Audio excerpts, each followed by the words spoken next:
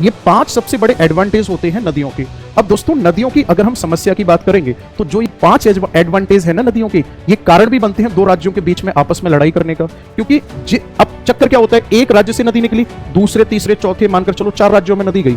अब वो चारों के चारों राज्य क्या सोचेंगे कि ये जो 5 फायदे हैं सबसे ज्यादा हम इनका उठाएं। कंडीशन ये बनी कि धीरे धीरे राजाओं के जो किले हुआ करते थे वो नदियों के किनारे बनने का एक ट्रेंड चला, और देखते देखते जो जनसंख्या नदियों से 1.5 किलोमीटर दूर क्षेत्र में रहा करती थी कि कहीं नदियों का पानी गंदा न हो जाए, और वो नदियों के आसपास बड़े बड़े शहर बसा दिए गए।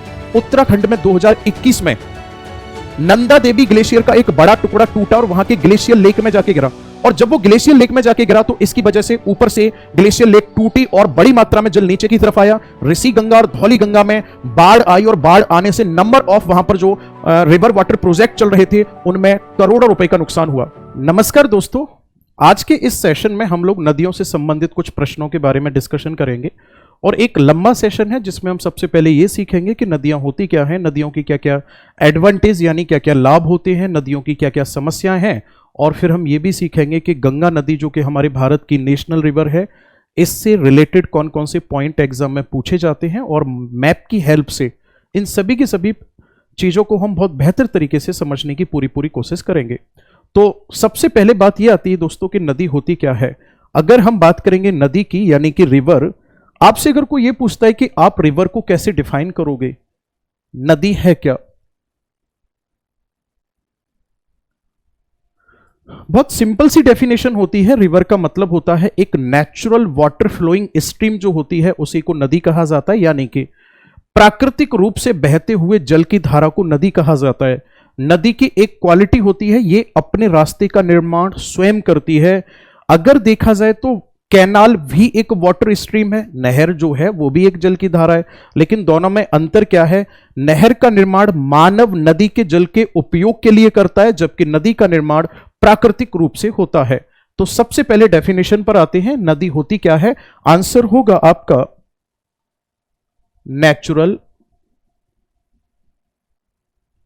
Natural water flowing stream called river. Hindi में भी लिख देता हूं मैं,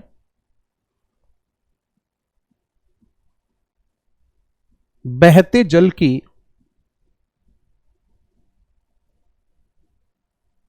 प्राकृतिक धारा नदी कहलाती है।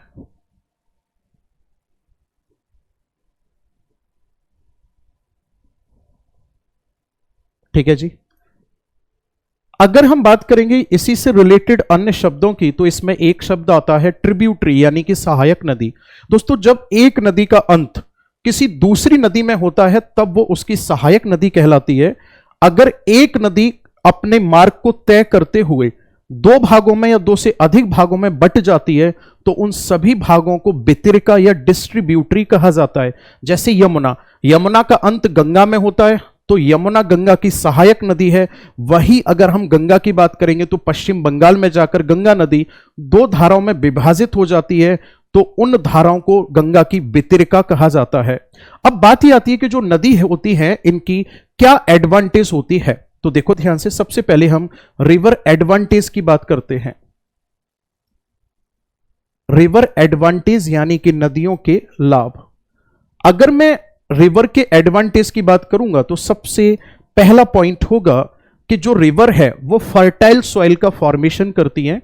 उत्तर भारत के विशाल मैदान के निर्माण की अगर हम बात करेंगे तो हमें जानकारी प्राप्त होती है कि उत्तर भारत का विशाल मैदान हिमालय से निकलने वाली नदियों के द्वारा लाए गए अवसाद एलुवियम यानी कि जलोढ़ के निक्षेप से बना हुआ है, यानी कि वहां एलुवियम का डिपॉजिट हुआ और उसी से फिर वहां पे फर्टाइल सॉइल प्राप्त होती है। तो पहला जो एडवांटेज होगा वो क्या हो जाएगा, जो रिवर होती हैं वो रिवर क्या करती हैं सर, फर्टाइल सॉइल प्रोवाइड कराती हैं। तो मैं लिख देता हूं, रिवर के एरिया में हमें क्या देखने को मिलती है, आपका आंसर होगा फर्टाइल सॉइल, यानी कि हिंदी में हम बोलेंगे उपजाऊ मिट्टी प्राप्त होती है। एग्जाम्पल के तौर पे आप लिख सकते हो इसमें गंगा ब्रह्मपुत्र और सिंधु के द्वारा बनाया गया उत्तर भारत का विशाल मैदान है। दूसरे एग्जाम्पल में आप लिख सकते हो गोदावरी और कृष्णा का बेसिन है। तीसरे एग्जाम्पल में आप लिख सकते हो इसी में कावेरी नदी का भी तो बेसिन है, और उधर ब्रह्मपुत्र नदी का जो बेसिन है वो देखने को मिलता है हमें असम में। अगर मैं सेकंड की बात करूंगा तो सेकंड एडवांटेज क्या हो सकता है रिवर का, जो रिवर है इस पर हम डैम बनाते हैं और डैम बना करके हम हाइड्रो इलेक्ट्रिसिटी का प्रोडक्शन करते हैं। तो मैं लिख देता हूं, रिवर पर हमने क्या बनाया, डैम, और डैम बनाकर हमने क्या किया, ध्यान से सुनना, हाइड्रो इलेक्ट्रिसिटी प्रोडक्शन।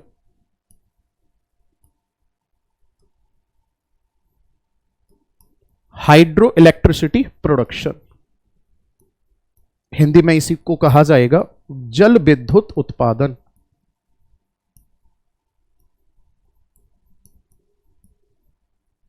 और क्या फायदा होता है सर, इसके साथ साथ आगे अगर हम बात करेंगे तो और क्या फायदा होगा डैम का। जब हम डैम बनाते हैं तो डैम से फिर हम वाटर स्टोर करते हैं और ड्रिंकिंग वाटर के लिए फिर सप्लाई करते हैं। मैं लिखता हूं यहीं पर, और क्या किया जाता है इससे, तो आपका आंसर होगा सप्लाई ऑफ ड्रिंकिंग वाटर, यानी कि पेयजल की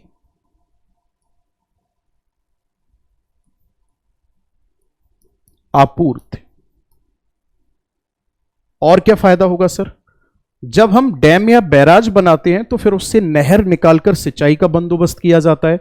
जैसे आपने सुना होगा कि गंगा नदी पर हरिद्वार के हर की पौड़ी के पास में भीमगौड़ा नाम से एक बैराज बना हुआ है, और उसी बैराज से फिर अपर गंगा कैनाल निकाली जाती है जो कि उत्तर प्रदेश के एक बड़े भाग पर सिंचाई के लिए जल उपलब्ध कराती है। तो मैं लिख सकता हूं यहां पर इरिगेशन वाटर।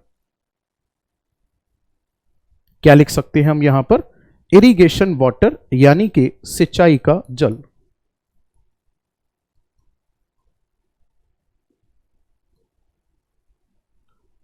ये डैम बनाने के फायदे हो गए सर।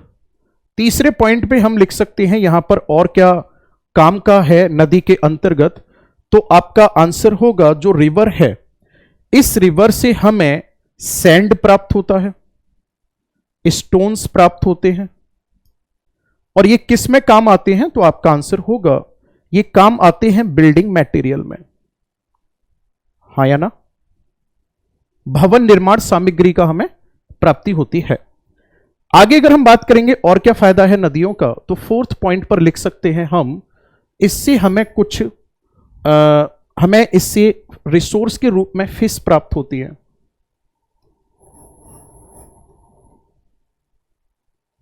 और लास्ट पॉइंट पे हम लिख सकते हैं, आपको अच्छे से पता है कि जो नदियां होती हैं, नदियों का प्रयोग किया जाता है एज अ वाटर वे, है ना, तो ये किसके लिए, तो आपका आंसर होगा वाटर ट्रांसपोर्ट में भी काम आती है।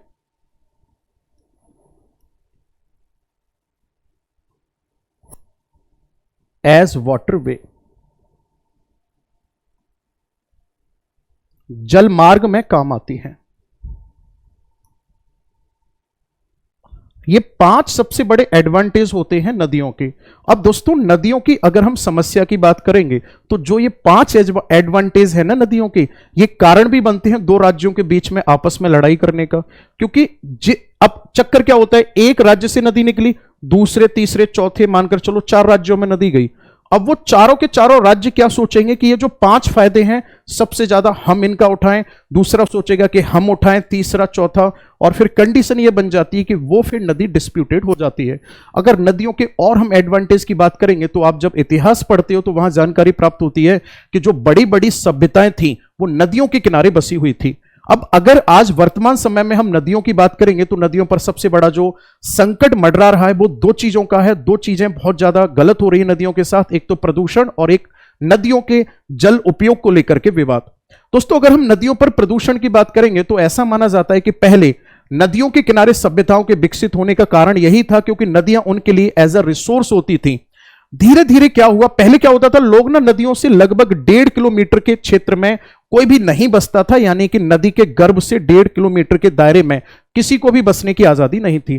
धीरे धीरे फिर क्या हुआ, अंग्रेज हमारे भारत में आए और उन्होंने नदियों के किनारे हिस्टोरिकल बिल्डिंग्स को बनवाना शुरू किया और भारतीय राजाओं को भी प्रेरित किया। कंडीशन ये बनी कि धीरे धीरे राजाओं के जो किले हुआ करते थे वो नदियों के किनारे बनने का एक ट्रेंड चला, और देखते देखते जो जनसंख्या नदियों से 1.5 किलोमीटर दूर क्षेत्र में रहा करती थी कि कहीं नदियों का पानी गंदा ना हो जाए, और वो नदियों के आसपास बड़े बड़े शहर बसा दिए गए। इंडस्ट्रियल वाटर सप्लाई के लिए नदियों के जल का उपयोग किया गया, और फिर उनसे निकलने वाले नालों को सीधा नदियों से जोड़ दिया। यानी कि वो नदियां जिनका पानी एकदम आपके आरओ वाटर से भी ज्यादा प्योर एंड फ्रेश हुआ करता था, अब उन नदियों के पानी में प्रदूषण भयंकर तरीके से आने लगा। और अगर हम इनके प्रदूषण के कारणों की बात करेंगे तो एक एक करके समझते हैं कि नदियों पर प्रदूषण के कारण क्या क्या है। देखो ध्यान से, अगर हम पॉल्यूशन की बात करेंगे तो पॉल्यूशन में सबसे बड़ा पॉइंट होगा, मैं लिख रहा हूं यहां, कंस्ट्रक्शन ऑफ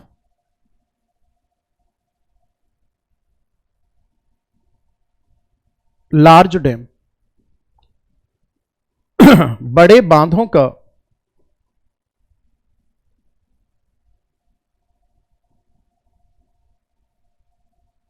निर्माण। सर बड़े बांधों का निर्माण करने से क्या रिवर के अंदर पॉल्यूशन हो सकता है? बिल्कुल हो सकता है। कैसे हो सकता है समझते हैं। सर आपने क्या किया, बड़ा बांध बनवा दिया नदी पर, बहुत अच्छी बात है। जगह जगह नदियों पर बड़े बड़े बांध बना दिए गए, नुकसान क्या होगा इससे? जो एक नेचुरल फ्लो है वाटर का, उसको आप लगातार अपोज कर रहे हो। जब बहता हुआ पानी कभी खराब नहीं होता, जब नदियों पर आप लगातार बांध बना दोगे, ऐसा माना जाता है कि अकेली गंगा नदी पर अगर छोटे बड़े सभी बांध जो बने हुए हैं उनको काउंट किया जाए तो उनकी संख्या 900 से भी ज्यादा है। आप सोचिए कि ऐसी स्थिति में नदी के जल का जो बहाव है आपने उसको कितना कम कर दिया। जब पानी में ठहराव आएगा तो ठहरा हुआ पानी जो होगा उसमें कीड़े मकोड़े मच्छर ये सब पैदा होंगे, गंदगी पैदा होगी। तो याद रखना, जब बड़े बांधों का निर्माण किया जाता है तो ऐसी कंडीशन में जो नेचुरल फ्लो होता है, नदियों का जो नेचुरल फ्लो होता है, इसको कम कर दिया जाता है, वीक कर दिया जाता है, वाटर ठहर जाता है, वाटर स्टे करता है। और जब पानी में ठहराव आएगा तो पानी में ठहराव आने का रिजल्ट क्या होगा? तो आपका आंसर होगा पॉल्यूशन। पानी में क्या हो जाएगा? पॉल्यूशन हो जाएगा। दूसरे पॉइंट पर आ जाते हैं। अब अगर मैं दूसरे पॉइंट की बात करूंगा तो इसी में और क्या नुकसान हो सकता है, पॉल्यूशन का कारण क्या हो सकता है? सर दूसरा कारण हो सकता है इंडस्ट्रियल पॉल्यूशन, यानी कि उद्योगों का प्रदूषण। एग्जाम्पल के तौर पे मैं बात करता हूं, सर आपने लुधियाना सुना है? सतलज नदी में लुधियाना से निकलने वाला एक नाला है जिसे बुद्धा नाला के नाम से जाना जाता है। वो पॉल्यूटेड वाटर लेकर आता है उसमें। उस पॉल्यूटेड वाटर को वहां के लोग पीने में फिर इस्तेमाल कर लेते हैं थोड़ा आगे जाकर के। और पंजाब की बात कर रहा हूं मैं ये, और पंजाब में ही उधर कपास की खेती में पेस्टिसाइड का उपयोग किया जाता है। दोनों को अगर मिला दिया जाए तो इतनी भयंकर कंडीशन है कि पंजाब में जो दक्षिणी पंजाब का मालवा क्षेत्र है वहां पर सबसे ज्यादा कैंसर के लोग, कैंसर के पेशेंट देखने को मिलते हैं, इसलिए उस क्षेत्र को कैंसर बेल्ट के नाम से जाना जाता है। गंगा नदी पर कानपुर के पास में एक सिसामू नाला था, और आप यकीन नहीं करोगे वो ऐसा नाला था कि लगभग 751 टन सीवेज लगातार गंगा नदी में फेंक रहा था। तो आप सोचिए कि ऐसे इंडस्ट्री, एक तो इंडस्ट्री से निकलने वाले नाले, दूसरा सीवेज वगैरह वाले नाले अगर सीधा सीधा नदी में छोड़े जाएंगे तो नदी की क्या ही गति होगी, आप खुद समझदार हैं। तो इंडस्ट्रियल पॉल्यूशन में क्या होता है, जो इसके केमिकल होते हैं इंडस्ट्री से निकलने वाले, ये केमिकल जो होते हैं ये केमिकल पॉल्यूशन को बढ़ावा देते हैं। और आप याद रखना, जापान के एग्जाम्पल से समझ सकते हो आप इसको। जापान के मिनीमाटा नामक शहर में इंडस्ट्रियल पॉल्यूटेड वाटर जिसमें मिथाइल मरकरी का अमाउंट ज्यादा होता था, वो जब वहां के वाटर बॉडी में जाकर मिक्स हुआ तो वहां के उन्होंने जो एक्वाटिक जीव थे उन्होंने उसको इस्तेमाल करना शुरू कर दिया। एक्वाटिक जीव का मतलब मछलियों को खा गए वहां के लोगों के अंदर बीमारी फैल गई, मिनीमाटा डिजीज, यानी हाथ पैर सब पे काले काले धब्बे पड़ना शुरू हो गए, और वहां के लोगों का जो इम्यून पावर था वो कम हुआ और नर्वस सिस्टम बुरी तरह से प्रभावित हुआ। तो इतना खतरनाक हो सकता है इंडस्ट्रियल पॉल्यूशन जो होता है। साथ ही साथ इंडस्ट्री से निकलने वाला जो वाटर होता है, जो वार्म वाटर होता है, नॉर्मल वाटर बॉडी में जाकर मिलेगा, किसी भी तालाब में, नदी में जाकर मिलेगा तो उसका टेम्परेचर बढ़ाएगा, जितने भी छोटे छोटे जीव होंगे वो मरना शुरू कर देंगे। नेक्स्ट अगर मैं बात करूंगा तो इसी में तीसरे नंबर पर आप लिख सकते हो सीवेज प्रॉब्लम। कानपुर का मैंने एग्जाम्पल देकर आप लोगों को अभी समझाया कि जो सीवेज समस्या है यह भी गंगा नदी में प्रदूषण का एक बड़ा कारण है। और सबसे ज्यादा गंगा नदी का पानी कहां पर जाकर प्रदूषित होता है, तो आपका आंसर होगा कानपुर के पास में। अब आप बोलोगे बार बार गंगा को क्यों नाम ले रहे हैं? नाम लेने का कारण है क्योंकि हमारे इंडिया की नेशनल रिवर है।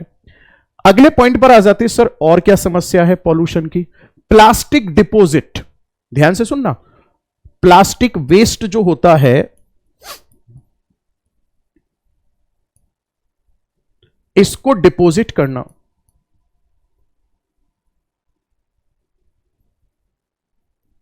अब प्लास्टिक का डिपॉजिट कहां से आएगा? एक तो घरों से ही आता है, और साथ ही साथ हॉस्पिटल वगैरह में इतना सब कुछ ये प्लास्टिक जो बचता है वेस्टेज, मेडिसिन वगैरह से निकलने वाला है ना, तो प्लास्टिक अपशिष्ट का जमाव।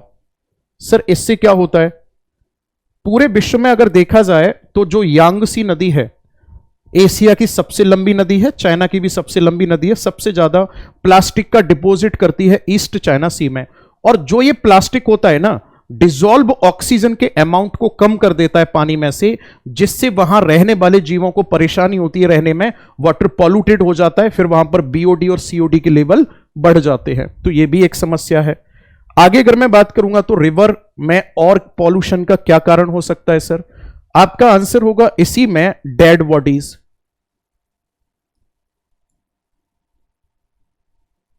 जो मृत शरीर होते हैं, ये मृत शरीर को बहा देना, इससे क्या होगा? वाटर पॉल्यूटेड होगा। तो ये 5 कारण हैं वाटर पॉल्यूशन के, जिसमें सबसे खतरनाक कारण जो है वो है, एक तो ये प्लास्टिक पॉल्यूशन वाला, और एक है ये इंडस्ट्रियल पॉल्यूशन वाला, क्योंकि नंबर ऑफ डिजीजेस के लिए ये रेस्पॉन्सिबल होते हैं। अन्य अगर हम परेशानियों की बात करेंगे, जो नदियां हैं आज किस समस्या से जूझ रही हैं, तो इसमें फिर आ जाता है रिवर वाटर डिस्प्यूट। मैं लिखता हूं यहां पे,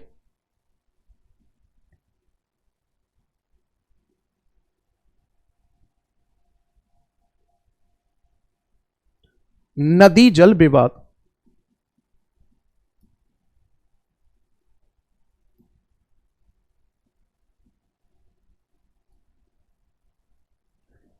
अगर मैं नदियों की बात करूंगा तो नदियों के जल पर विवाद क्यों उत्पन्न होगा? अभी हम लोगों ने 5 पॉइंट में सीखा कि एक रिवर की कितनी बड़ी इंपॉर्टेंस हो सकती है उस लोकल कम्युनिटी के लिए, उस लोकल एरिया के लिए। अब नदियों पर जो विवाद बनेगा वाटर यूटिलाइजेशन को लेकर के, वो 2 तरीके से बनेगा। या तो बनेगा स्टेट का विवाद जो है वो किसके साथ है? स्टेट के साथ है, जैसे कृष्णा नदी जल विवाद है, गोदावरी नदी जल विवाद है ना, कावेरी नदी जल विवाद है। दूसरा हो सकता है कि एक कंट्री का विवाद जो है वो उठ जाए दूसरे कंट्री के साथ। अब इन दोनों का निपटारा कैसे होगा? जब एक राज्य का विवाद दूसरे राज्य के साथ होता है तो इसके लिए हमारी भारत सरकार ने 1956 में एक अधिनियम बनाया था, जिस अधिनियम को कहा जाता है inter state river water dispute act. मैं लिखता हूं इसमें, क्या नाम है इसका? Inter state river water dispute act 1956। इसे हिंदी में कहा जाता है अंतरराज्यीय नदी जल विवाद। 1956 का अधिनियम जो है ये इस बात को क्लेम करता है कि अगर 2 राज्यों के मध्य नदियों को लेकर विवाद है तो उसके लिए प्रॉपर एक पैनल बनाया जाएगा। वो पैनल फिर डिसाइड करेगा कि उस नदी के विवाद को कैसे निपटारा किया जा सकता है।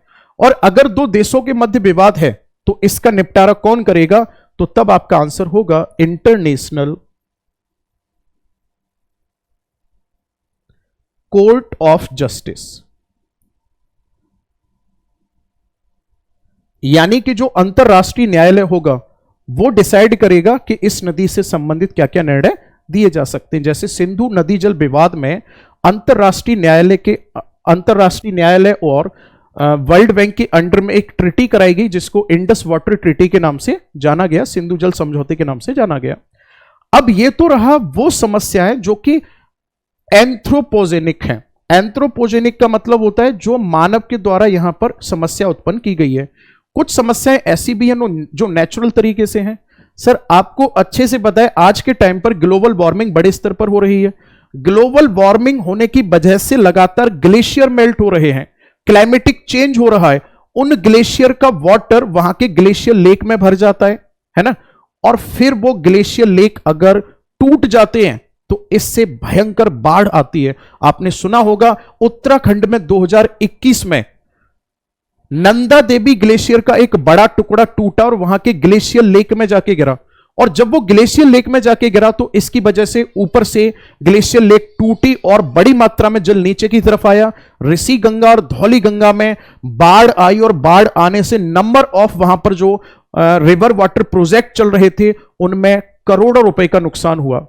ठीक है, दूसरा एक और नेचुरल डिजास्टर यहां पर सबसे बड़ा कारण बन रहा है कि भाई आपने देखा होगा हिमाचल प्रदेश में लास्ट ईयर क्या हुआ। हिमाचल प्रदेश में वेस्टर्न डिस्टर्बेंस और साउथ वेस्ट मानसून दोनों आपस में मिल गए और इससे इतनी भयंकर वर्षा हुई कि ब्यास नदी में बाढ़ आने से लगभग 8,000 करोड़ का नुकसान हुआ हिमाचल प्रदेश में।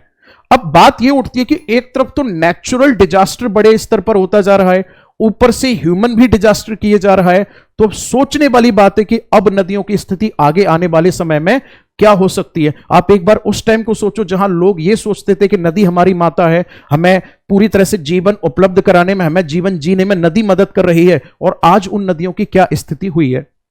तो चलिए, अब ये थी हमारी नदियों की कहानी, नदियों पे चर्चा। अब हम बात करते हैं भारत की राष्ट्रीय नदी यानी कि गंगा नदी के बारे में। तो सबसे पहले आप लोग हेडिंग डालेंगे गंगा रिवर। कुछ बेसिक पॉइंट समझते हैं गंगा के बारे में।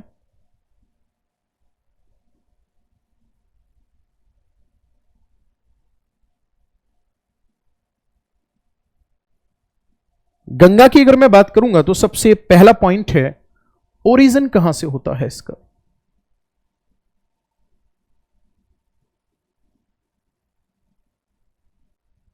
ओरिजिन होता है इसका गौमुख ग्लेशियर से।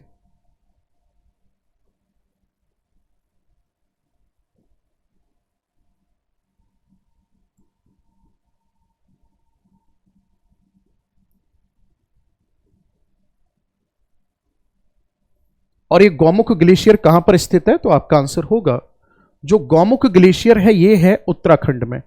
इसके बाद गंगा नदी यूपी में जाती है, फिर बिहार में, बिहार के बाद फिर झारखंड में, उसके बाद पश्चिम बंगाल में, और उसके बाद फिर बांग्लादेश।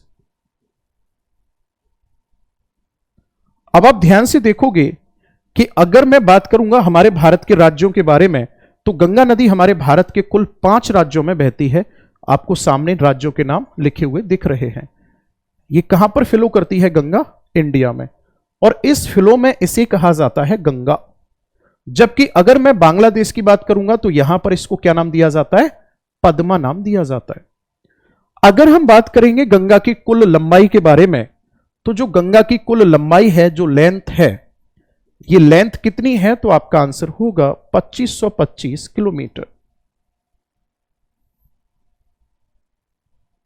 और गंगा नदी का जो बेसिन है, यानी कि गंगा नदी के साथ साथ अगर इसकी सहायक नदियों को भी काउंट कर लिया जाए तो ये कितना हो जाता है?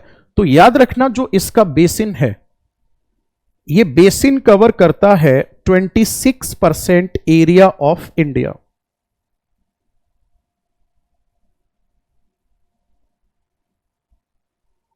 इन दोनों ही पॉइंट के बेस पर इंडिया गंगा को माना जाता है नेशनल रिवर ऑफ इंडिया।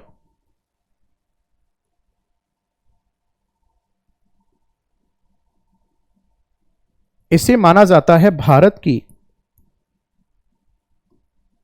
राष्ट्रीय नदी, और माना जाता नहीं है, इसको अनाउंस किया गया है कब? 2008 में।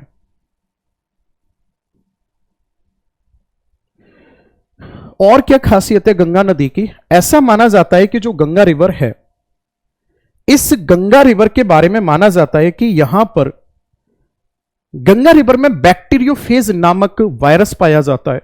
और ये जो बैक्टीरियोफेज वायरस है, ये बैक्टीरियाओं की अगर मैं बात करूंगा तो ये बैक्टीरियाओं को खा जाता है।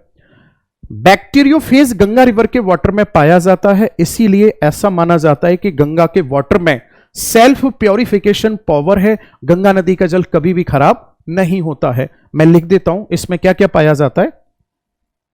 इसमें पाया जाता है बैक्टीरियोफेज,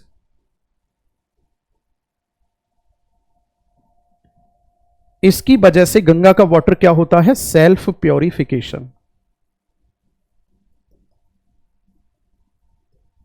गंगा का पानी स्वतः स्वच्छ होता है।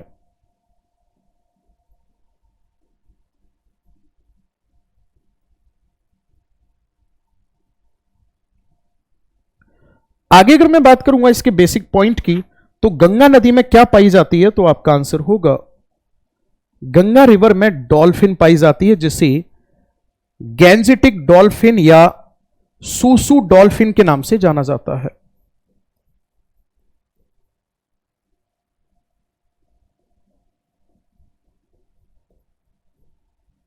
और डॉल्फिन को मैमल्स की कैटेगरी में रखा जाता है, ना कि फिश की कैटेगरी में।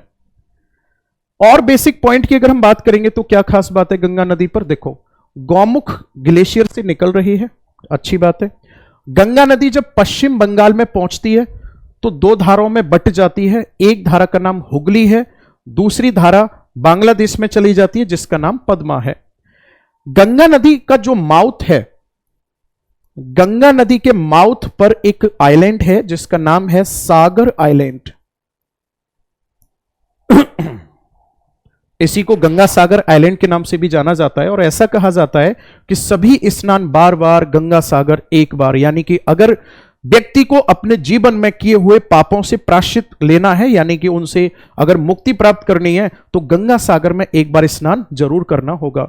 लेकिन आज क्लाइमेटिक चेंज के कारण गंगा नदी, यानी कि गंगा नदी की वितरिका हुगली के द्वारा पश्चिम बंगाल के तटीय क्षेत्र में बनाए हुए आइलैंड्स, घोरुमारा आइलैंड, सागर आइलैंड, इन दोनों ही आइलैंड पर आज अस्तित्व इनका खतरे में है, इनके डूबने के चांसेस हैं बंगाल की खाड़ी में।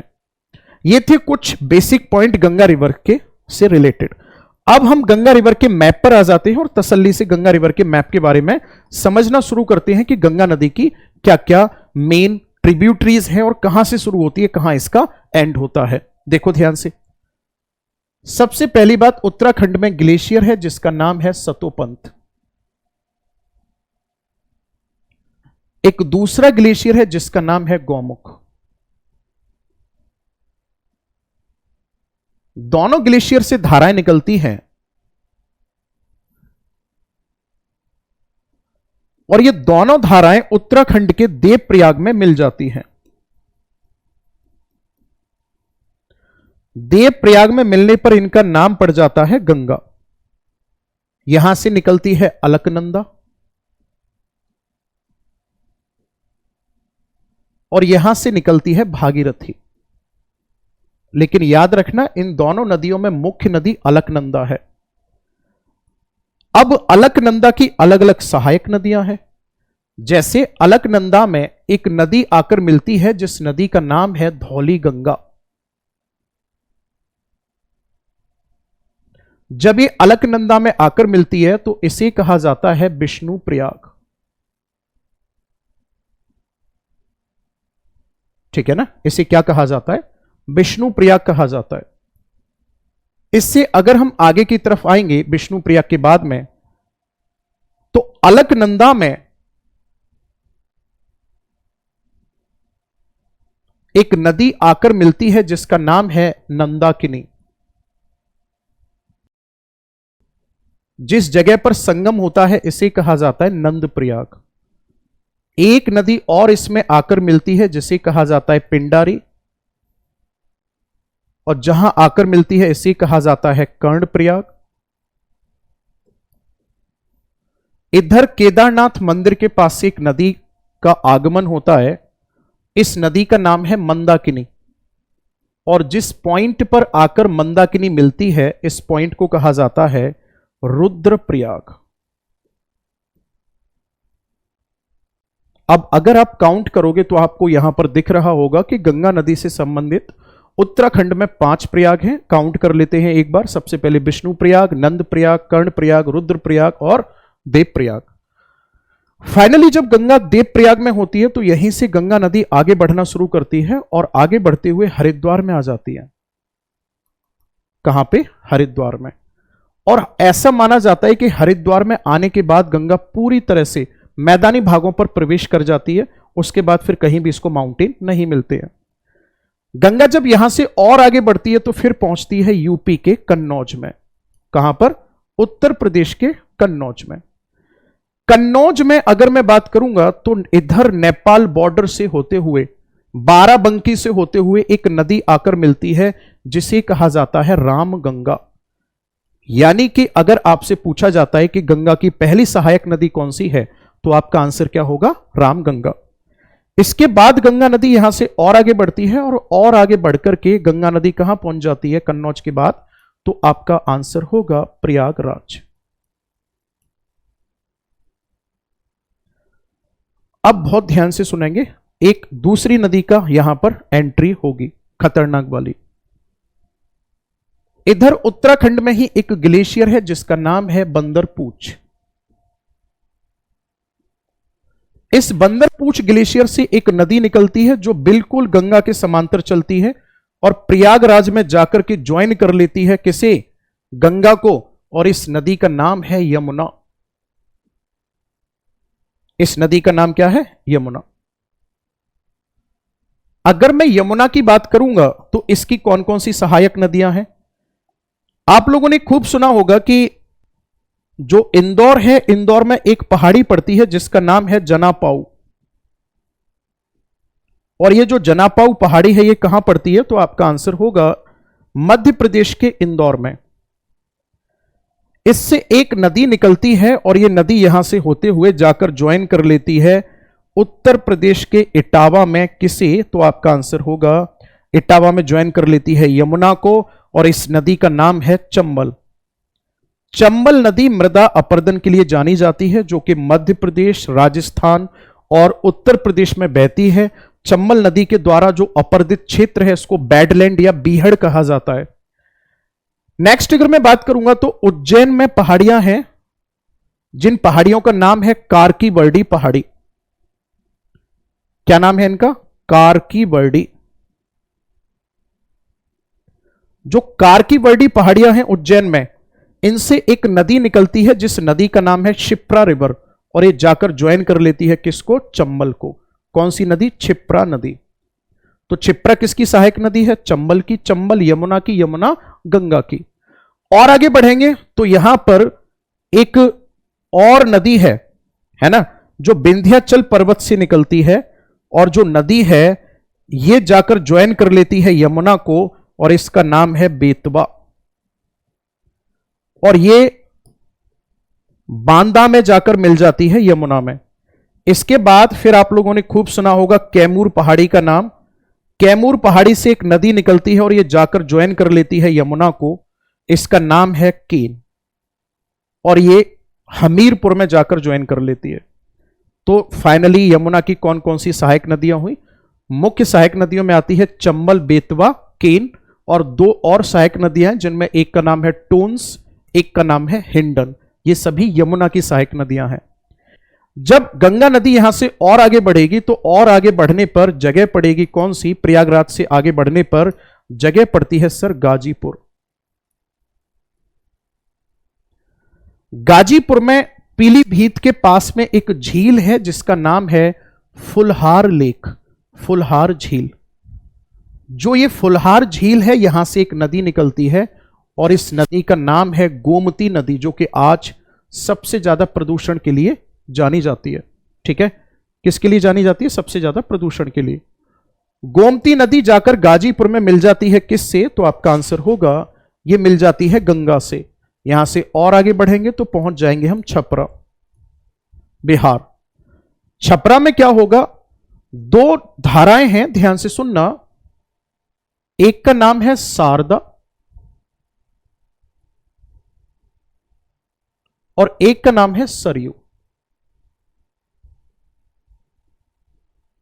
एक निकलती है भारचाचुंग ग्लेशियर से, दूसरी निकलती है मिलाप ग्लेशियर से। दोनों की धारा जो है, दोनों की संयुक्त धारा जो है, ये जब मिल जाती है दोनों की संयुक्त धारा तो ये क्या कहलाती है? तो आपका आंसर होगा, इसे कहा जाता है घाघरा नदी। और ये गंगा की सबसे बड़ी सहायक नदी है। याद रखना, ये गंगा की सबसे बड़ी सहायक नदी है क्योंकि इसमें जल की मात्रा ज्यादा है, जबकि यमुना सबसे लंबी सहायक नदी है क्योंकि इसकी लंबाई ज्यादा है। जब गंगा यहां से और आगे बढ़ेगी, छपरा से और आगे बढ़ने पर जगह पड़ती है सोनपुर। सोनपुर में गंडक नदी आकर ज्वाइन कर लेती है किसे? आंसर होगा आपका गंगा को। यहां से और आगे बढ़ेंगे तो पहुंच जाएंगे हम पटना। एक सेकेंड, छपरा से जब हम आगे बढ़ेंगे तो पहुंच जाते हैं पटना। छपरा से आगे बढ़ने पर कहां पहुंच जाते हैं? पटना पहुंच जाते हैं।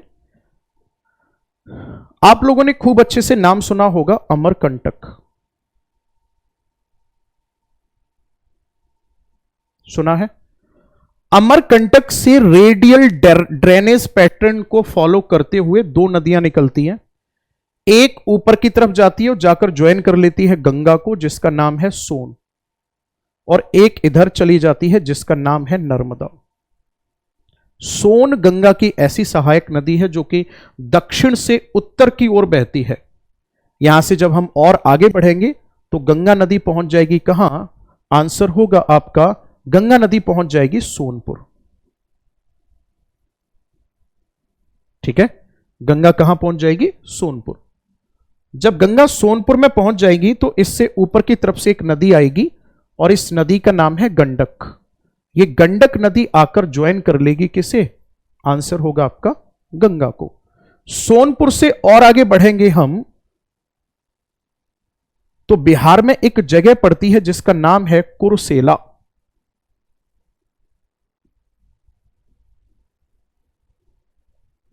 कुर्सेला में क्या होता है? बिहार के कुर्सेला में देखो, 7 धाराओं के रूप में एक नदी का उद्गम होता है जिसे सप्तकोसी कहा जाता है। ठीक है जी, 7 धाराओं के रूप में नदी का उद्गम होता है जिसे सप्तकोसी कहा जाता है। नदी का उद्गम नेपाल में होता है। आपको नाम से ही पता चल गया होगा, कोसी नदी की हम लोग बात कर रहे हैं। तो जो कोसी नदी है 7 धाराओं के रूप में निकलती है कहां से? आपका आंसर होगा नेपाल से। लेकिन हमारे भारत में केवल 3 धाराएं प्रवेश करती हैं जिनका नाम है अरुण, एक का नाम है सन, एक का नाम है तामूर, और संयुक्त धारा जो है यह संयुक्त धारा कहलाती है कोसी नदी। कोसी नदी के साथ एक सबसे बड़ी समस्या जुड़ी हुई है, और समस्या यह जुड़ी हुई है कि नेपाल एक ऐसा देश है जो कि ढलान पर स्थित है। नेपाल ने अपने यहां पर डिफॉरेस्टेशन कराया। उसने कहा हम अपने यहां पे डेवलपमेंट करते हैं, वनों को कटवाएंगे हम तो। अब जब वहां से निकलने वाली जो नदियां हैं उन नदियों में गाद, सिल्ट, कीचड़ की मात्रा बढ़ी, और ऊपर से वो कीचड़ आकर के बिहार वाले क्षेत्र में, बिहार में बहने वाली जो नदियां हैं, गंडक है, कोशी है, इन नदियों में वो सिल्ट जमा होना शुरू हो गया। इससे क्या हुआ? नदी की गहराई कम हुई, और नदी की जब गहराई कम होगी तो एक बात बताओ, जब मानसून सीजन में ऊपर से पानी आएगा तो नदी फिर क्या करेगी? ओवरफ्लो करेगी या नहीं करेगी? और जब एक नदी ओवरफ्लो करती है तो इसी को फ्लड कहा जाता है। कोसी नदी प्रत्येक वर्ष बिहार में एक बड़ा डिजास्टर क्रिएट करती है, इसीलिए इसे बिहार का शोक कहा जाता है। बात समझ में आ रही है? चलिए जी, यहां से जब हम और आगे की तरफ जाएंगे तो एक जगह पड़ती है पश्चिम बंगाल के मालदा में, गोदारी घाट। जो गोदारी घाट है, ध्यान से सुनना, पश्चिम बंगाल के दार्जिलिंग से एक नदी निकलती है। आगे बात समझ में, कहां से? दार्जिलिंग से।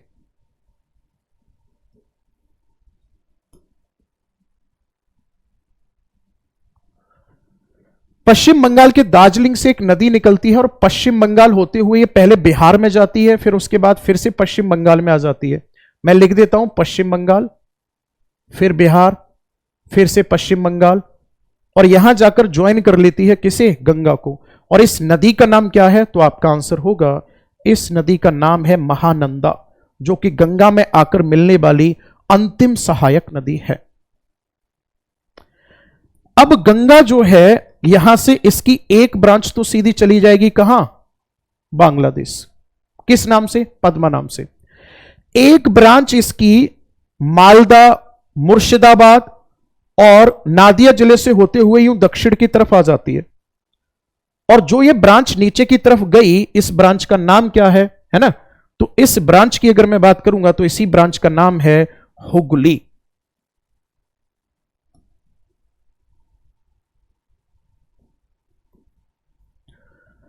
यहां से यहां तक जो इसका प्रारंभिक बहाव होगा, यहां पर इसको भागीरथी कहा जाता है। फिर इसमें एक नदी आकर मिलती है जिसका नाम है जलांगी नदी, जो नवाब द्वीप के पास आकर मिलती है। उसके बाद फिर इसका नाम पड़ता है हुगली। इसका नाम फिर क्या पड़ता है? हुगली पड़ता है। अब इसमें ध्यान से सुनना, जो पश्चिम बंगाल, झारखंड है, झारखंड से एक नदी आकर मिलती है इसमें। इस नदी का नाम क्या है? तो आपका आंसर होगा मयूराक्षी नदी। तो मयूराक्षी नदी किसकी सहायक नदी है? आपका आंसर होगा हुगली की सहायक नदी है। इसके बाद फिर एक और नदी आकर मिलती है झारखंड से, और झारखंड से जो नदी आकर मिलती है इसमें, उस एक बड़ी नदी का नाम है दामोदर। क्या नाम है इसका? दामोदर।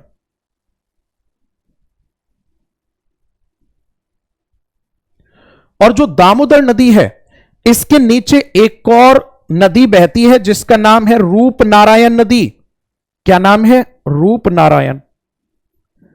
तो मेरे प्यारे साथियों, एक चीज याद रखना, जो दामोदर नदी है, दामोदर नदी को पश्चिम बंगाल का शोक कहा जाता है, ठीक है। जो दामोदर नदी है, इसकी एक धारा तो डायरेक्ट हुगली में मिल जाती है, जबकि दूसरी धारा रूपनारायण नदी में आकर मिलती है और फर्दर ये इसमें मिल जाती है। अगर बात ये करोगे कि दामोदर की कौन कौन सी मुख्य सहायक नदियां हैं, बाराकर नदी, कोनार नदी, है ना। तो बाराकर नदी जो है उस पर दो बांध बने हुए हैं, एक तिलैया बांध और एक मैथन बांध, जो झारखंड में है। दामोदर नदी पर पंचेत डैम है जो कि झारखंड और पश्चिम बंगाल के बॉर्डर पर है। एक तनुघाट डैम है जो पड़ता है झारखंड में, ठीक है। चलिए जी, तो ये सभी की सभी सहायक नदियां जो हैं वो किसकी हैं? हुगली की सहायक नदियां हैं। और हुगली नदी के किनारे पर ही बसा हुआ है कोलकाता, जो कि पश्चिम बंगाल की कैपिटल सिटी के रूप में जाना जाता है। और ये हुगली नदी गेटवे मानी जाती है। किसका गेटवे मानी जाती है सर? ये हुगली नदी किसका? आपका आंसर होगा बंगाल की खाड़ी की तरफ से कोलकाता के लिए ये गेटवे मानी जाती है। और इसी हुगली नदी को एज अ वाटरवे भी इस्तेमाल किया जाता है। आपको अच्छे से पता होगा कि जो वाटरवे 1 है हमारे इंडिया का, है ना, वो हुगली नदी से ही होता है। जब ये हुगली नदी आगे जाकर के सेडिमेंट डिपोजिशन करती है तो इससे निर्माण होता है गंगा सागर आइलैंड का निक्षेप से।